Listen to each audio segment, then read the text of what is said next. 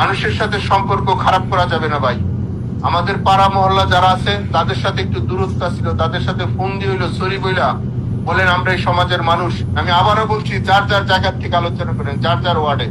কেউ জাতীয় কেন্দ্রীয় নেতা হইতে চায় না, জাতীয় কেন্দ্রীয় নেতা হইয়া কোনো লাভ নাই। আমরা ফল পাইছি, সেই হিসেবে আমাদের মনে হয় আমাদের নেত্রী এখন এই মাঠ পর্যায়ের কর্মীরা খুঁজছে। কেন খুঁজছে? তাহলে আপনারা বুঝবেন আমাদের মধ্যে কি হয়েছে। আমাদের যারা ত্যাগী লোক, আমাদের যারা পরিশ্রমী লোক, আমাদের যারা আদর্শ লোক, তাদেরকে সামনে দেন। পথ দেখেন না।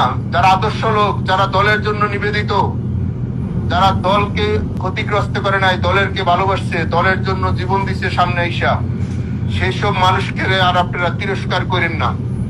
পথ বড় না, ব্যক্তিত্ব বড়, আদর্শ বড়। সেই আদর্শের জায়গাটা যেন আমরা একসাথে আসি।